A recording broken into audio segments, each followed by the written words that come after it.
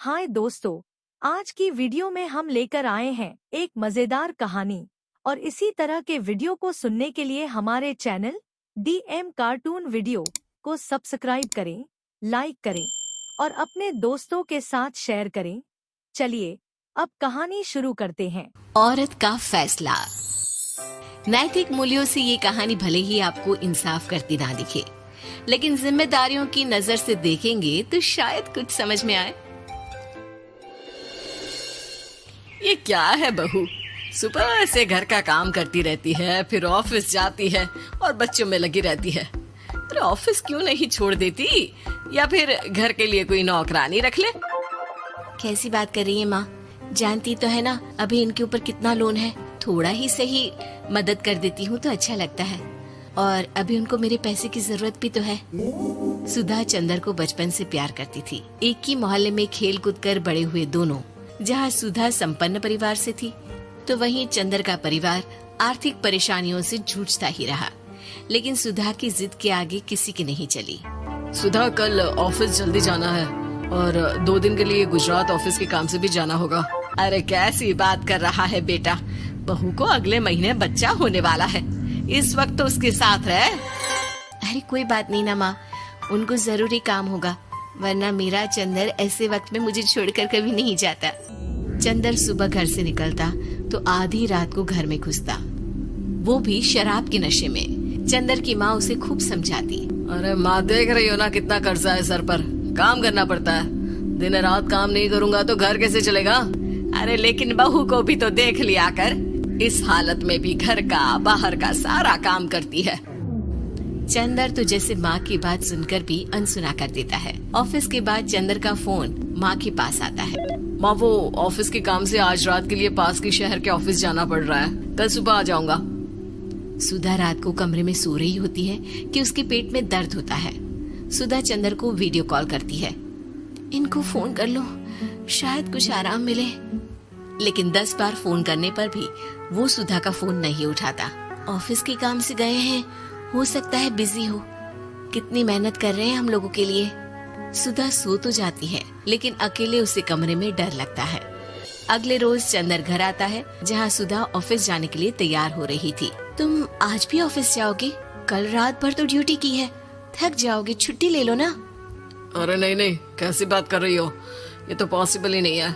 अच्छा रुको, मैं जल्दी से तुम्हारा खाना और नाश्ता बना देती हूँ। बेचारी सुधा ऑफिस जाना छोड़कर लग जाती है पति के लिए खाना बनाने, उसके कपड़े प्रेस करने और जरूरत का सामान मुहैया कराने के लिए। हो सके तो रात की ड्यूटी मत लिया करो ना, मुझे बहुत डर लगता है। अरे यार क्या है, तुम तो ऐसे बिहेव कर रही हो कि तुम ही अकेली हो जिसे बच्चा होने वाला है। इतने लोगों के पति जो काम के सिलसिले में बाहर होते हैं, उनका क्या। सुधा को चंदर के मुंह से ये बातें अजीब लगती है। अरे हुआ क्या है तुमको? पहले तो तुम मेरा कितना ख्याल रखते थे, मेरे पास रहते थे, मेरी दवा से लेकर खाने पीने तक का सारा ख्याल। और अब इस बार तो तुम एक दफा भी मेरे साथ डॉक्टर के पास नहीं आए, क्यों? अरे पागल हो गई हो क्या? पागल वाली बात कर रही हो। काम धंधा देखो या फिर तुम्हें लेकर टहलता फिरूं। और मुझे शुक्रवार की रात को काम से निकलना है, सोमवार आऊंगा। सुधा को समझ में नहीं आता कि क्यों अचानक से चंदर को फील्ड का काम मिल गया है। लेकिन एक दिन, सुधा, मैं और चंदर जरा एक रिश्तेदार के घर जा रहे हैं, तुम भी तैयार हो जाओ, घर में अकेली कैसी रहोगी। अरे नहीं नहीं, इस हालत में इसे लेकर जाना ठीक नहीं है। अरे लेकिन मैं ऑफिस भी तो जाती हूँ, फिर घर में अकेले। चंदर उसकी कोई बात नहीं सुनता।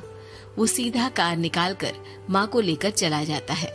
सुधा घर के काम में लग जाती है कि अचानक उसकी नजर चंदर के बैग पर पड़ती है, जिसमें एक कागज दिखाई देता है। इनकी कागज भी ना इधर उधर फैले होते हैं, एक भी खो जाएगा तो बवाल करेंगे।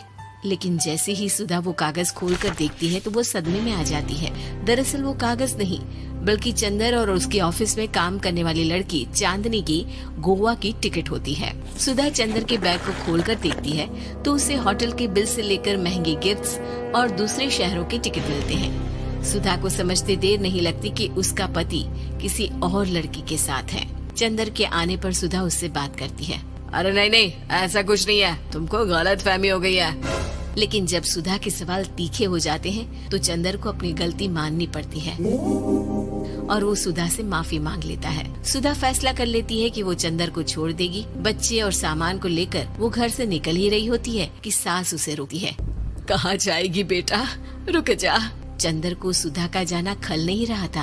वो झूठे मुंह भी उसे रोकने की कोशिश ही नहीं कर रहा था। सुधा चंदर को देखती है और मायके चली जाती है। मायके में माँ कहती है, अरे आज से कैसे घर छोड़कर आ गई? कौन सा चंदर तुझे छोड़ रहा था? माफी तो मांग ली थी ना।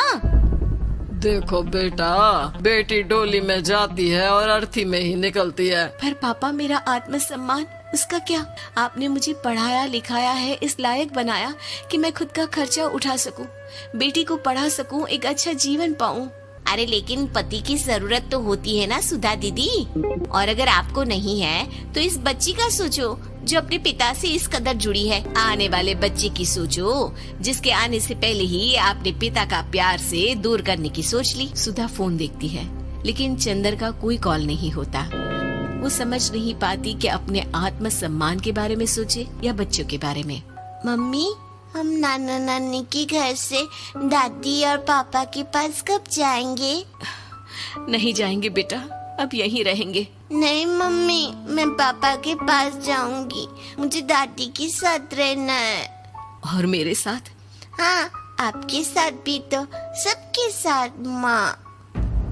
देखो सुधा दीदी, आपके सर पर पिता का साया होना जरूरी होता है।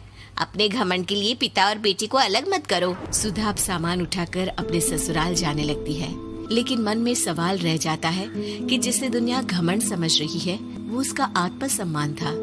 चंदर ने माफी जरूर मांग ली, लेकिन कभी ये एहसास नहीं दिलाया कि वो सिर्फ उसी का है।